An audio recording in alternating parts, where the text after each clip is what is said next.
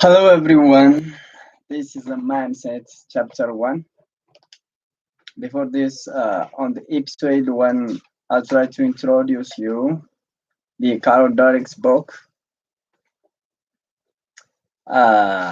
Today we started from the chapter 1. That's let me tell you the subtitles of chapter 1. On the chapter 1 of the mindset, uh, number 1, why do people differ? This is the first chapter, and I try to read, and we will share the idea about the mindset. Chapter 1, mindset. When I was a young researcher just starting out, something happened that changed my life.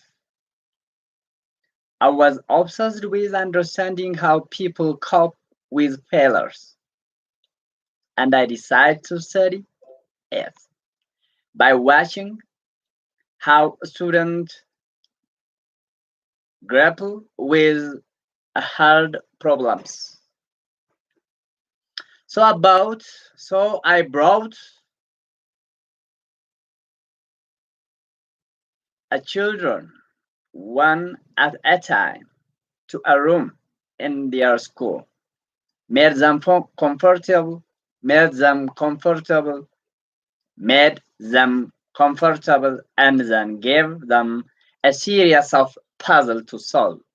The first one were fairly easy, but the next one were hard. As the student granted, persevered, and toiled, I watched their strategy and probed what they were thinking and feeling. I expected difference among the children in how they coped with the difficulty. But I saw something I never expected. Confronted with the hard puzzles, one 10 years old boy pulled up his chair, rubbed his hands together, smacking his lips, and cried out, "I love a challenge," he says. "I love a challenge." And others waiting away and the puzzle, looking up with a pleased expression and said with authority, he says, I was hoping with would be informative. You know, I was hoping with would be informative. What's wrong with them? I wonder. I always thought you coped with a failure of you didn't cope with failure. I never thought anyone loved a failure. Were these Allen children or were they onto something? She asked.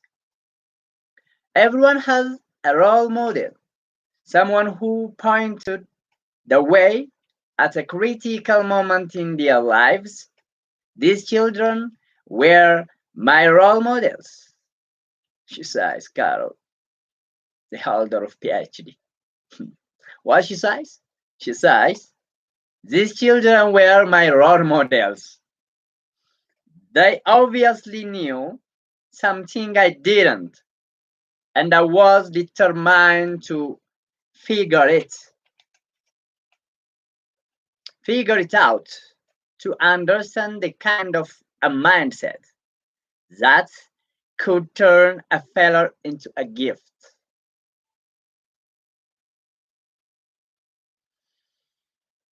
What did they know? I ask. Psychologist says. Why did they know? Why did they know? They knew that human qualities, such as intellectual skills, could be cultivated. And that's what they were doing something smarter. Not only we aren't they discouraged by failure, they didn't even think they were failing. They thought they were learning. I, on the other hand, thought human qualities were carved in stone. You were smarter, you were smart, or you weren't. You were smart or you weren't. And failure meant you weren't. It was that simple. If you could arrange a success and avoid failure at all costs, you could say smart. Struggle, mistakes, prevalence, perseverance were, sorry, struggles,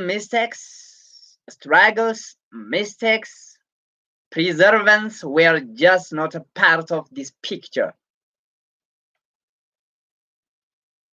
Whether human qualities are things that can be cultivated or things that are carved in a stone in an old issue. What this belief means if you is a new one. What are the consequences of a thinking that where intelligence or a personality is something you can develop? What are the consequences of thinking that you are intelligence or a personality is something you can develop, as opposed to something that's a fixed, deep starter trait? Let's first look in one age old, firstly wedged, debated about human nature, and then return to question of what this belief means for you.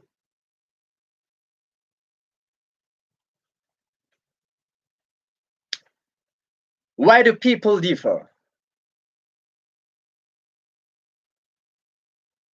Carl asks.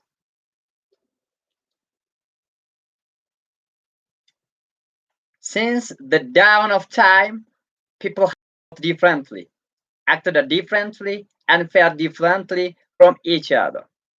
It was guaranteed that someone would ask the question of why people differ. Why some people are smarter, more moral, and whether there was something that made them permanently different. Experts lined up on both sides. Some claimed that there was a strong physical basis of their differences, making them unavoidable and unalterable. Through the age, these alleged physical differences have included bumps on the skull, phrenology, the size and the shape of skull, craniology, and today, genes. Other point to the stronger difference in the people backgrounds, experiences, training, or a way of learning. It may surprise you to know that a big champion of this view was Alfred Bund, the inventor of IQ test. Albert Bund, Biner, Alfred Bent, B-I-N-E-T, Alfred Bent, is the inventor of IQ test. Wasn't the IQ test meant to summarize children's unchangeable intelligence? In fact, no. Bent,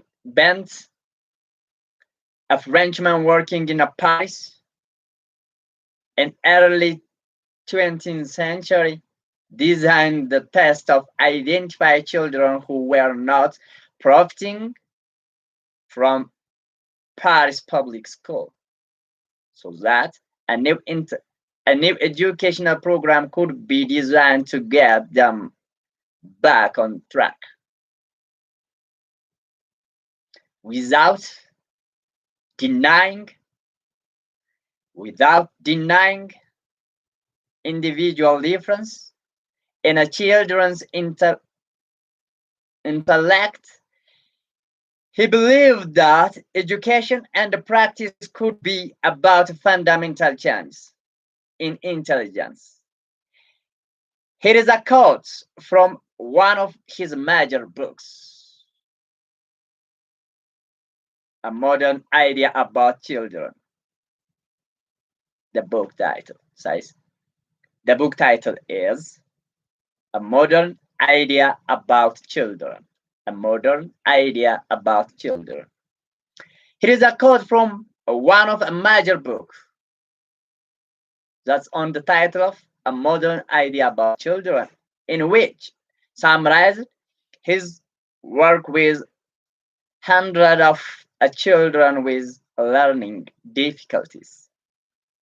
Says, a few modern philosophers assert that an individual intelligence in a fixed quality, a quality which cannot be increased. We must protest and react against his brutal,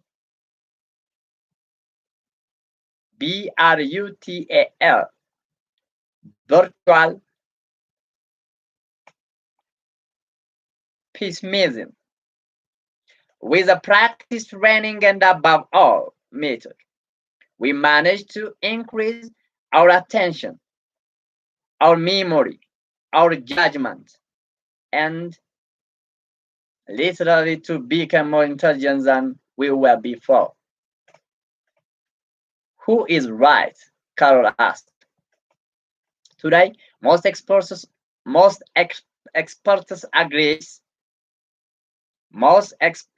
agree that it is not either or, it is not nature or a nature, it is not nature or nurture, gene or environment. Some conception on there is a constant give and take between the two. In fact, as Gilbert Gottlieb, an eminent Newtonist, put it, not only do gene and environment cooperate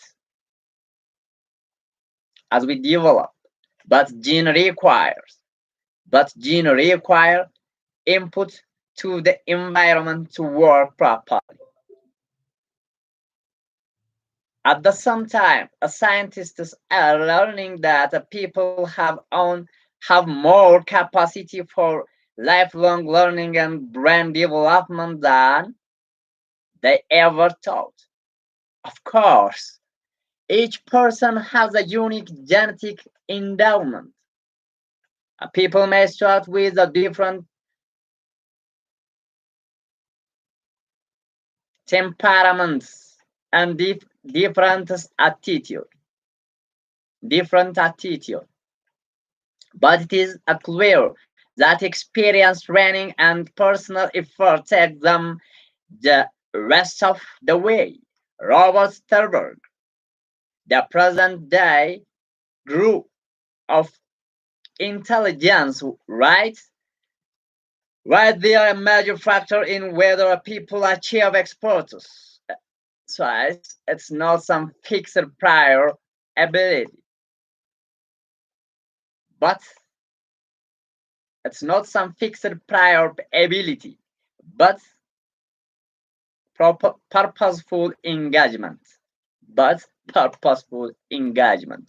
Or as his forerunner bands recognized, it is not always the people who start out as smart who end up the smartest.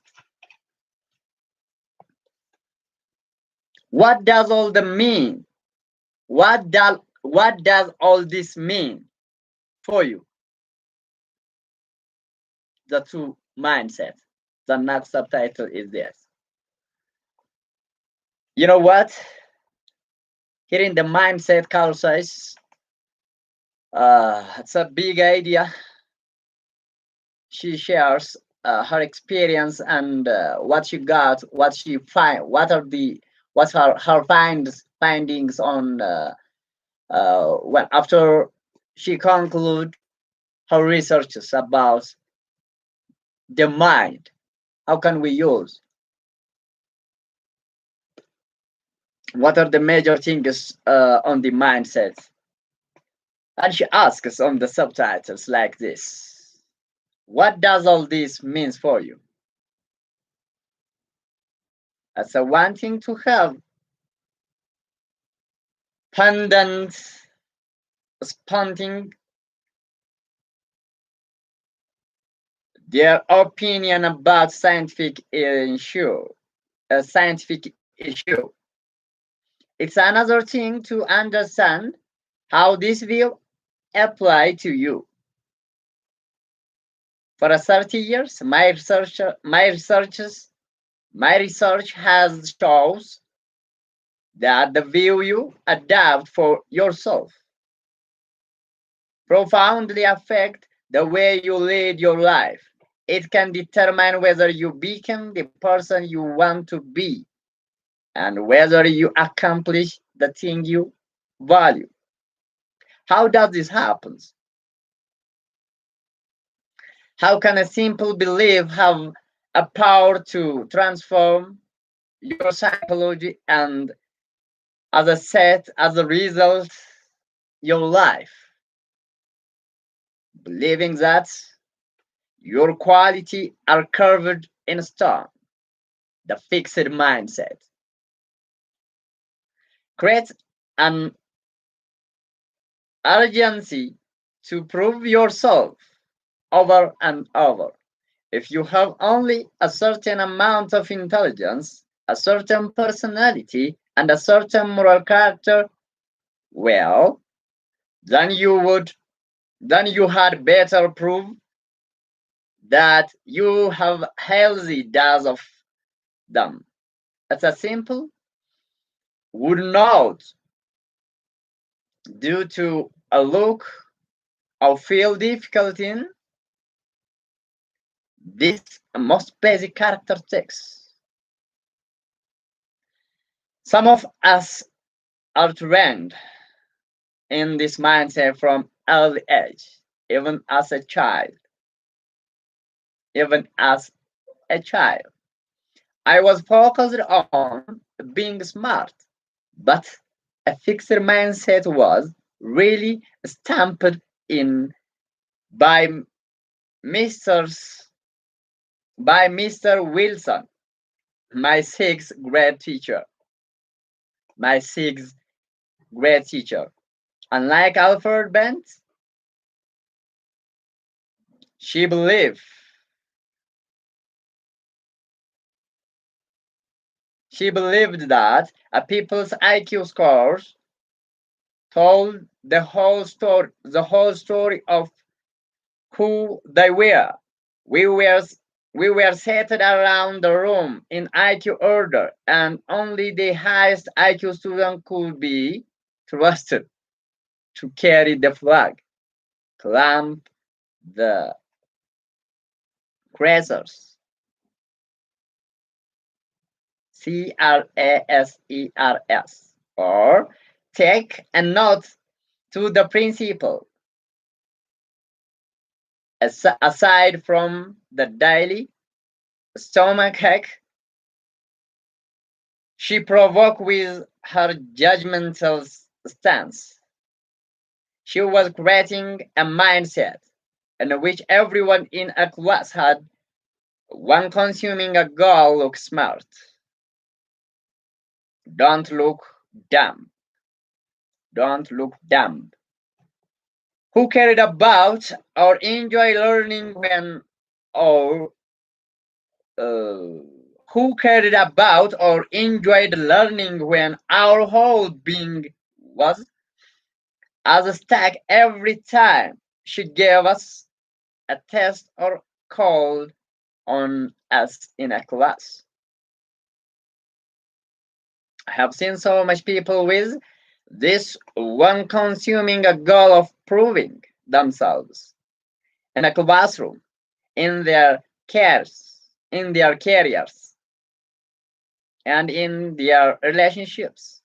Every situation calls from confirmation of their intelligence, personality, or character. Every situation is evaluated. Will I succeed or fail? Will I look smart or dumb? Will be will I be accepted or rejected? Will I feel like a winner or a loser? She asked like this. But doesn't our society value intelligence, personality, and character? Isn't isn't it normal to want these traits? Yes, but there are so many things that exist in our minds. That's as better to read the mindset. There is another mindset in which these traits are not simply a hand. You are dealt and have a love with, always trying to convince yourself and others that you have a royal flush. FLUSH, flush. When you are secretly worried, it is a pair of tens. In this mindset, I had you are dealt, DEALT. It's just a starting point for development. The growth mindset is based on the belief that your basic qualities are things you can cultivate through your efforts.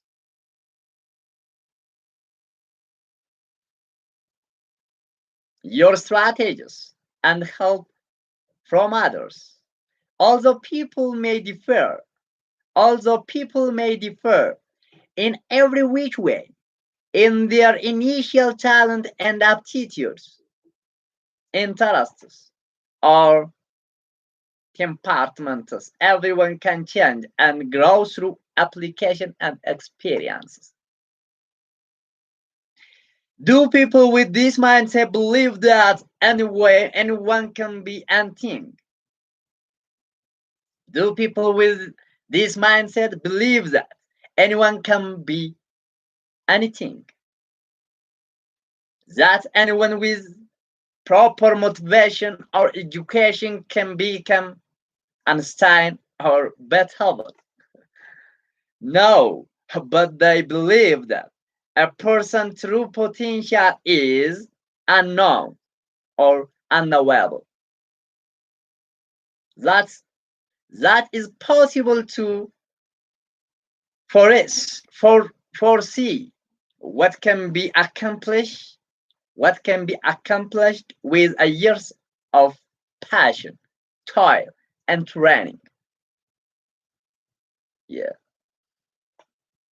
Do you know that Darwin and Tolstoy were considered ordinary children? That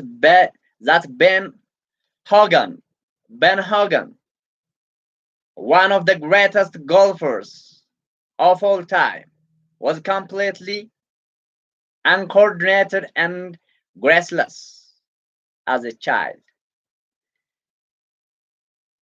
That's the photographer Sidney Sherman, who has been and who has been on virtual every list of the most important artists of the 20th century, failed her first photograph.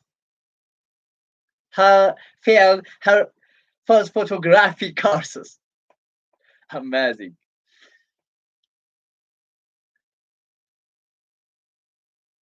The Graldon Page, one of our greatest actress, was advised to give it up for a lack of talent.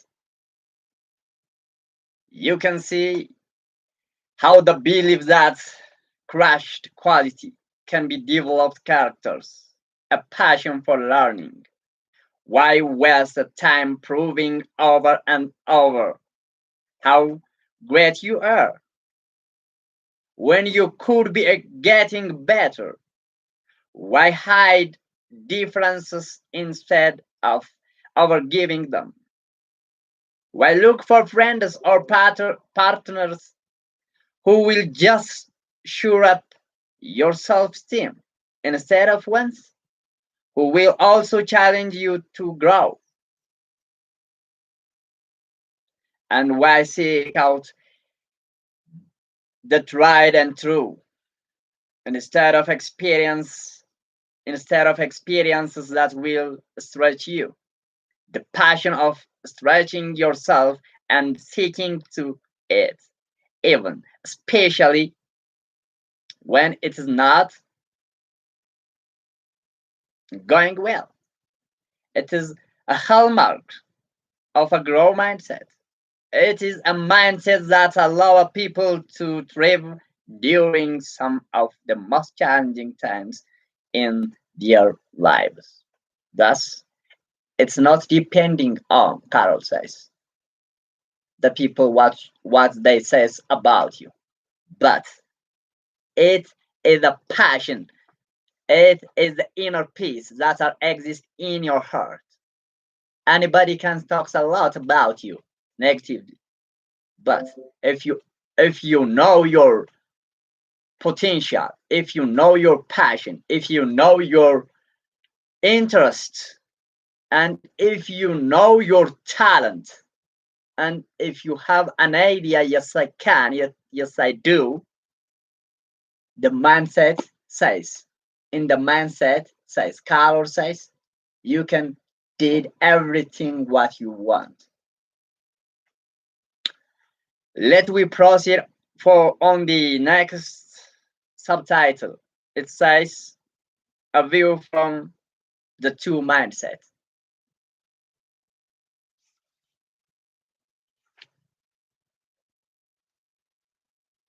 To give you a better sense of how the two mindsets works, imagine as vividly as you can that you are a young adult having a real bad day. One day you go to a class that's really important to you and that you like a lot. The professor returned the midterm paper to the class. You got a C plus. You are very disappointed. That evening, on the way back to your home, you find that you have gotten a pranking ticket, being really frustrated. You call your best friends to share your experience, but are sort of brushed off.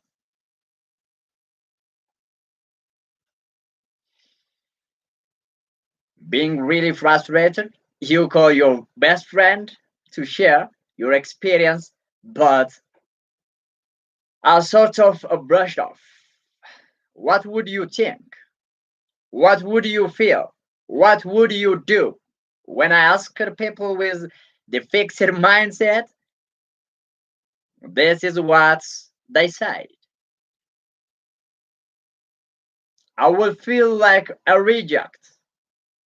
I'm a total failure.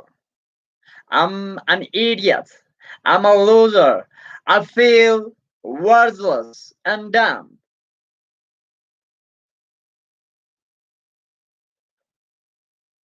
I feel worthless and dumb. DUMB. Everyone's better than me.